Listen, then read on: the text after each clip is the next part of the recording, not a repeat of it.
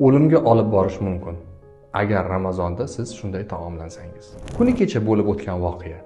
Tanishlarimdan biri kechasi soat 11 da selyotka iste'mol qilgan, ya'ni tuzlangan baliq va darrov uxlagan.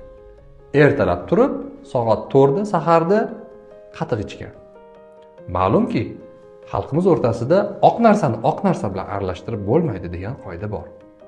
Tabobatga ko'ra, baliqni sut bilan, xosatan sutli mahsulotlar bilan aralashtirib bo'lmaydi.